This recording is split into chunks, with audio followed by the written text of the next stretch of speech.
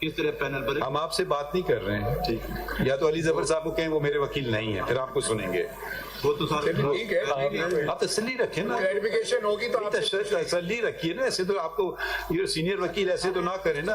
अली जफर साहब आपने जो आपसे नहीं पूछा है कुछ, हम इनसे पूछ रहे हैं जो हम आपसे नहीं पूछ रहे हैं, आपके वकील से पूछ रहे हैं। कह रहे हैं सर, तो हम अगर नए चेहरे कर आए हैं तो पार्टी में 2006 से 9 से हूँ। आप ये बातें मुझे, मैं सारी बातें मैं तो याद है। आई अपोलोजाइज सर, ये एक्चुअली होता ही है। गुस्सा सुना है, मैंने 3 साल जनाब के सामने पेश हुआ हूँ, वो सारी चीजें मुझे पता है कि मैं मेरे साथ इस तरह क्यों हुआ, ये मुझे पता है। Mr. Ali Zafar, एक पार्टी से मेरा shall we issue notice? Sir, I apologize. नहीं, but अब if this is the way, fine. No, I don't think it is the way. This is not. आप बैठ जाइए ना, कोई बात नहीं, आपसे clarification We are not even asking him anything. पूछ लेंगे आपसे। आरोज का केस था, लेवल प्लेइंग फील्ड का केस था, वो सारे के सारे केसेस, उनके फैसले हमारे खिलाफ आए और हम जो समझते हैं वो फैसले गैर आईनी और गैर कानूनी थे। अभी जो 8 फरवरी वाला केस है, जो पाकिस्तान की तारीख का सबसे बड़ी धांधली हुई है, जिसके नतीजे में 2/3 मेजॉरिटी मिली थी 8 फरवरी को इमरान खान को और तहरीक इंसाफ को, हमारा वो केस पड़ा हुआ है चीफ जस्टिस काजी फैसल साहब के पास 4-5 महीने से। और लास्ट जो रिजर्व सीट्स वाला केस था, हमारी बहन कमल शौजब यहाँ खड़ी हैं, हमारी बहन सिमाबिया यहाँ खड़ी हैं, ऑनरेबल जस्टिस अतर मिनल्ला साहब ने उसमें फुल कोर्ट में ये कहा कि हमारा 8 फरवरी वाला केस साथ लगाया जाए मखसूस ख़वातीन वाली रिजर्व सीट्स के ऊपर, लेकिन वो अभी तक नहीं लगा। उसके बाद आप ये देखिए कि हमारा जो हमारी जो शिकायत है कि इस इलेक्शन में जो धांधली का जिम्मेदार है वो इलेक्शन कमीशन है। और इलेक्शन कमीशन क्या कह रहा है? इलेक्शन कमीशन चैलेंज कर रहा है चीफ जस्टिस हाई कोर्ट को। वो कह रहा है हम नहीं मानते, जो नाम आपने दिए हैं हम उनको ओन नहीं करते। और उन्होंने chief justice Lahore high court के भेजे हुए 4 नाम उन्होंने रिजेक्ट कर दिए।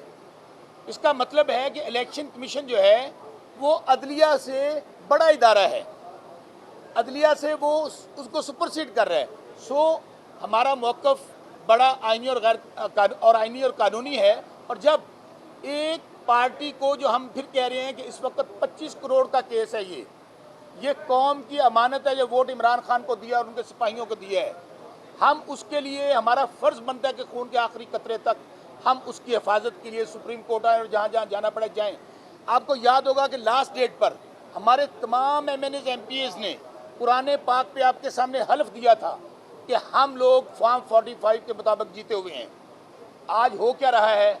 उनसे फॉर्म 45 मांगे जाते हैं, वो बजाय इसके, कमल शौजब मेरी बहन है, मेरा भावलपुर हमारा इकट्ठा बेंच है, कल वहाँ पे केस था, उन्होंने फॉर्म 45 पेश करने की बजाय भाग गए और जज साहब ने उनको 20,000 रुपये जुर्माना किया।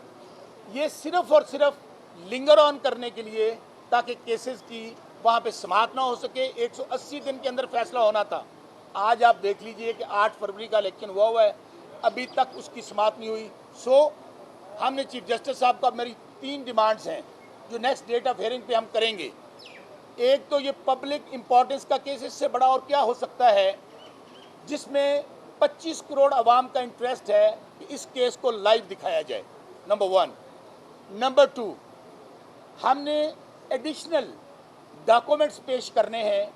जो आपको याद होगा कि UNO की जो रिपोर्ट आई है, जिसमें उन्होंने वाज़े तौर पे कहा है कि इस जो पाकिस्तान के अंदर इलेक्शन में हुआ, फाफन की रिपोर्ट है, पतन की रिपोर्ट है, और सबसे बढ़कर आप देखिए कि हाउस ऑफ कांग्रेस, उन्होंने 98% हाउस ऑफ कांग्रेस ने ये कहा है, जिसके अंदर डेमोक्रेट, रिपब्लिकन के ये इलेक्शन पे सीरियस डाउट्स हैं।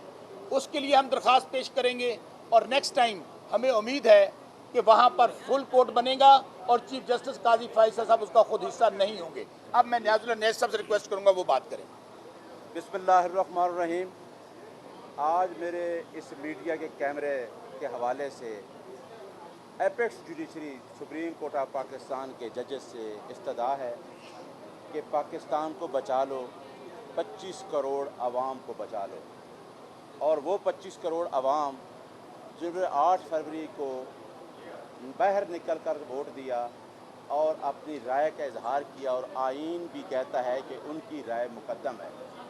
आज चीफ जस्टिस साहब ने उठते हुए यह कहा कि न्याजी साहब को डेकोरम बताएं। मैं बिल्कुल, मेरी 33 ईयर्स एक्सपीरियंस है वकालत के प्रोफेशन से, और मेरा ख्याल है कि चीफ जस्टिस ऑफ पाकिस्तान और जो बेंच मौजूद था और जितने जजेस सुप्रीम कोर्ट ऑफ पाकिस्तान में बैठे हैं, मेरा ज़ाती कोई एजेंडा नहीं है। मेरा एक ही एजेंडा है कि पाकिस्तान में रूल ऑफ लॉ, आइन की बालादस्ती और कानून की हुक्मरानी।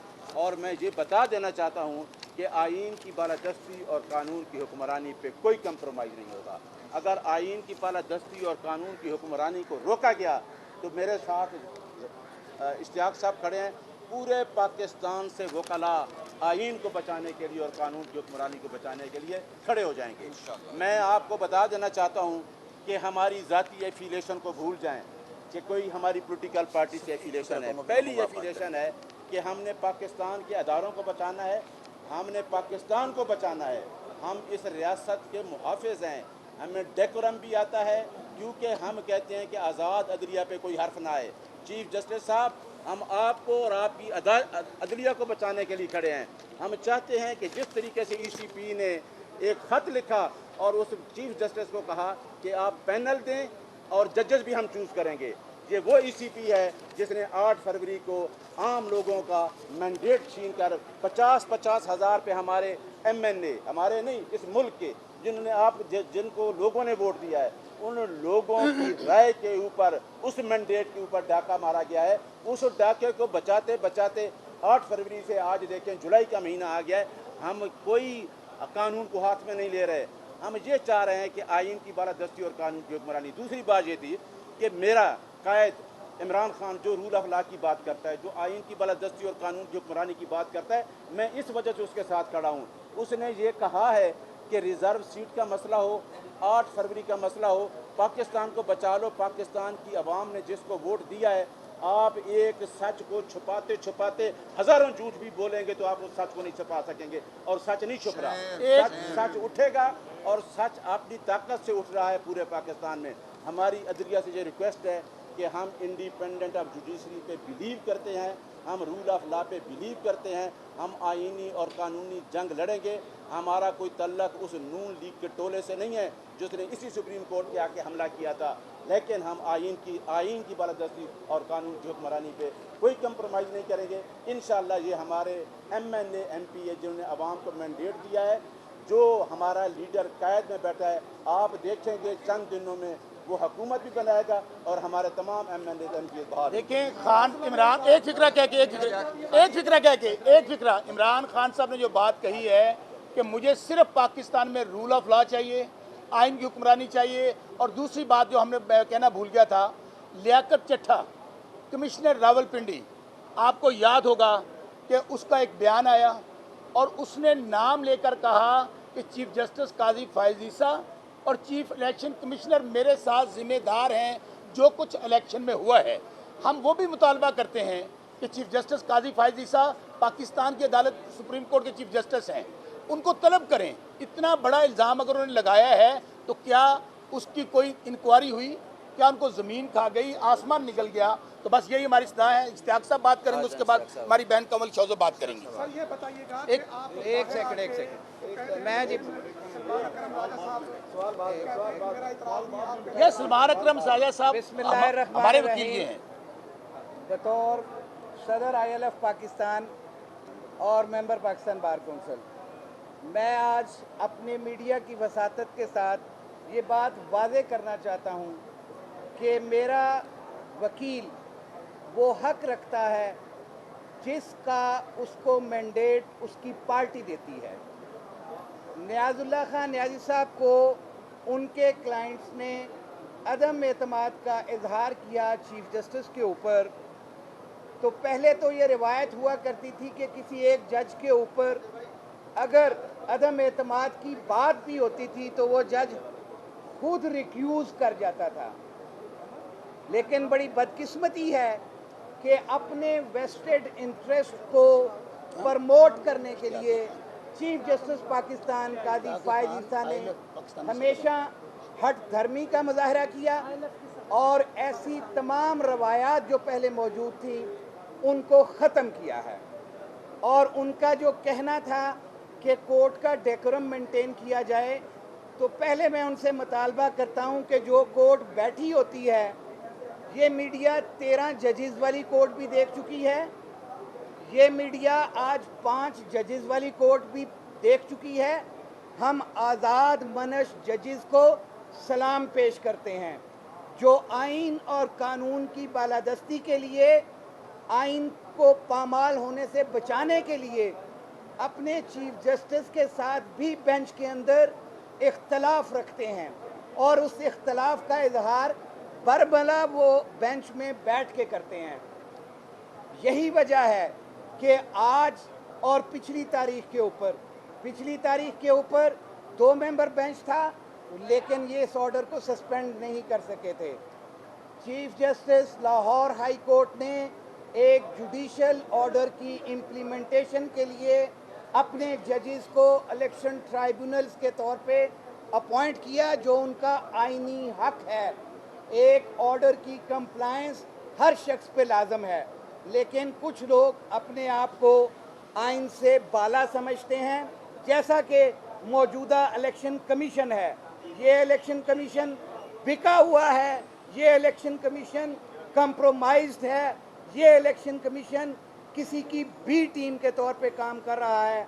और आज इसीलिए his lordship mister justice Mandokhel और अकील अब्बासी साहब ने ओपन कोर्ट में कहा कि अगर आप हमारे बतौर चीफ जस्टिस अहकामात को नहीं मान सकते जो कि आइन ने हमें हक दिया है, तो बाकी चीफ जस्टिस भी ऐसा ही करते जैसे कि आज़ाद मनश chief justice Lahore high court ने किया। और जस्टिस शाहिद करीम साहब की जजमेंट इन फील्ड थी, उसकी कंप्लायंस नहीं की।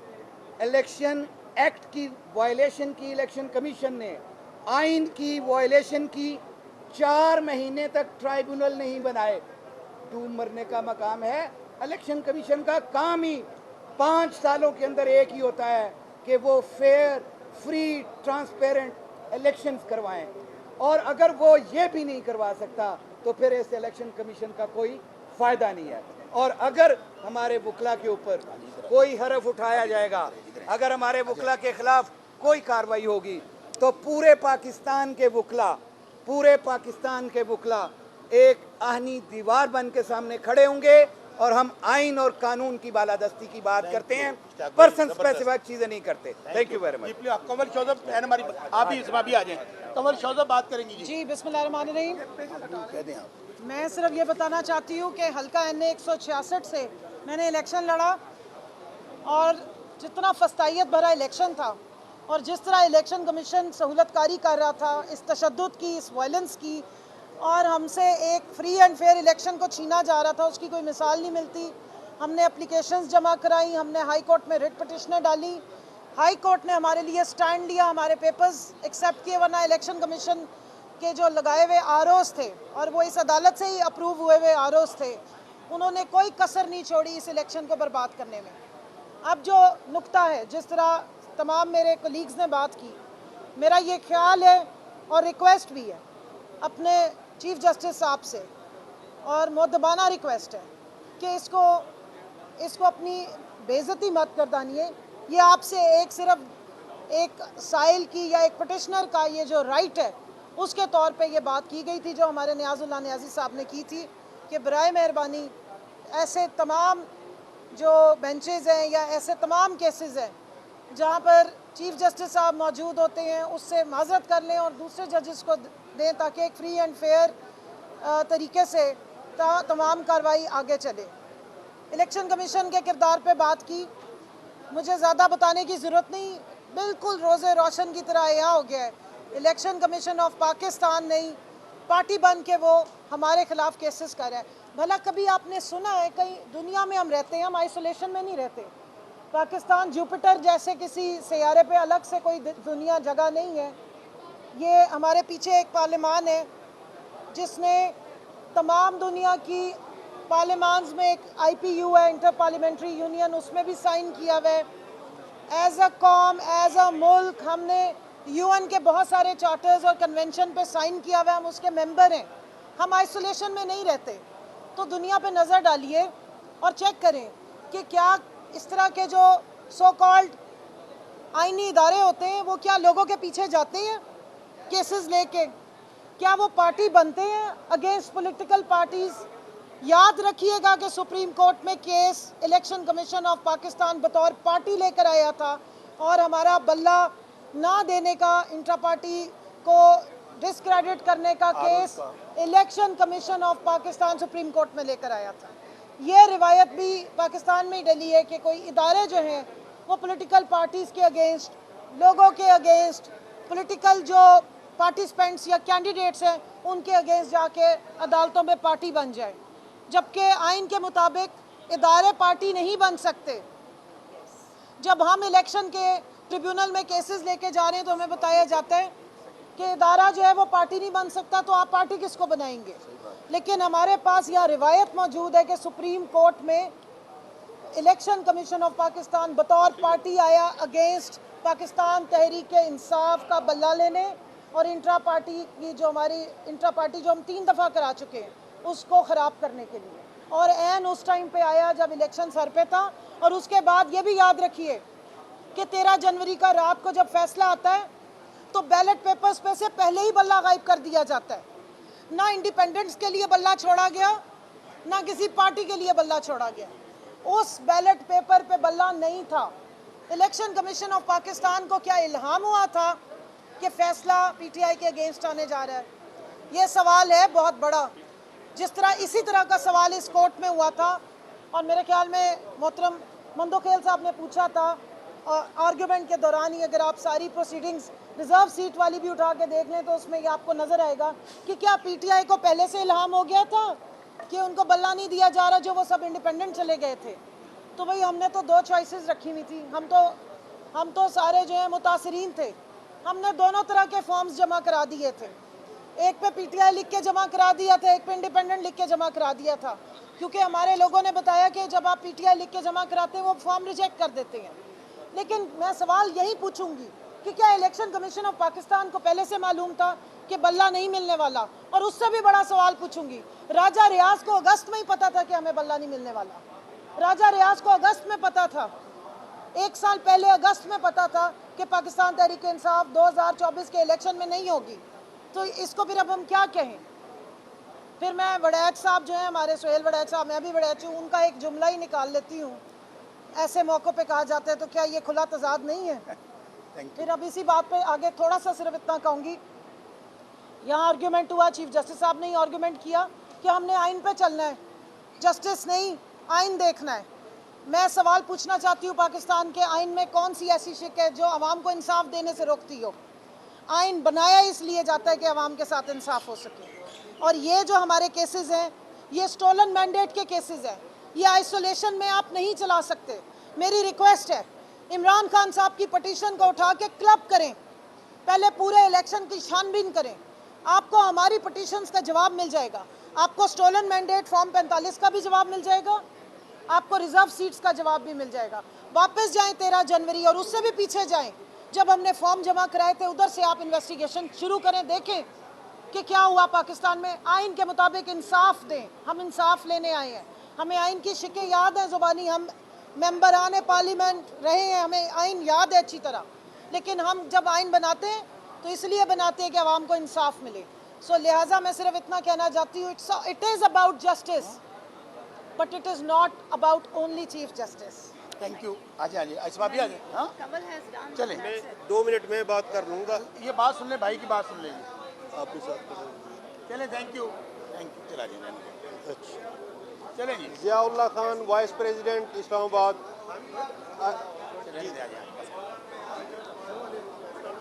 बात यह है कि आपने काजी साहब का कंडक्ट देख लिया। अभी वाले फैसले में जो बेंचेस की कंपोजिशन थी वो भी आपके सामने थी, जो रिमार्क्स थे वो भी आपके सामने हैं। इलेक्शन कमीशन के बारे में कहा जाता है कि वो कॉन्स्टिट्यूशनल बॉडी है। क्या कॉन्स्टिट्यूशनल बॉडी का ये कंडक्ट होता है? क्या कॉन्स्टिट्यूशनल बॉडी एक पार्टी बन के आ जाती है? जिस तरह बल्ले वाले केस में पार्टी बन के आ गई थी, इसी तरह ट्रिब्यूनल वाले केस में पार्टी बन के आ गई है। कोई आइन, कोई कानून बता दें जिसमें एक दफ़ा इलेक्शन कमीशन और चीफ जस्टिस ऑफ मुतलका हाई कोर्ट्स के कंसेंट के बाद ट्रिब्यूनल तब्दील हुए हों और एक आर्डीनेंस के थ्रू तब्दील हुए हों। बात यह है कि काजी साहब की अपनी ही ऑब्जर्वेशन हुआ करती थी, अपने ही रिमार्क्स हुआ करते थे कि सुप्रीम कोर्ट के सामने जो आर्डीनेंस आ रहे हैं वो फ़र्द वाहिद की तरफ से हुक्म है। अगर फ़र्द वाहिद की तरफ से हुक्म को कल आप गलत कहते थे और आज ठीक कह रहे हैं तो ये बहुत ही गलत बात है। तो इसलिए अपने आप को ज़रा रिव्यू कर लें। या तो ये है कि सुप्रीम कोर्ट वाली वो जजमेंट जो 5 रुकनी बेंच ने दी थी गुलजार साहब के दौर में, उसको रिव्यू कर लिया जाए, या फिर मैं सिर्फ इतना कहूँगा आप ही अपनी अदाओं पे ज़रा गौर करें।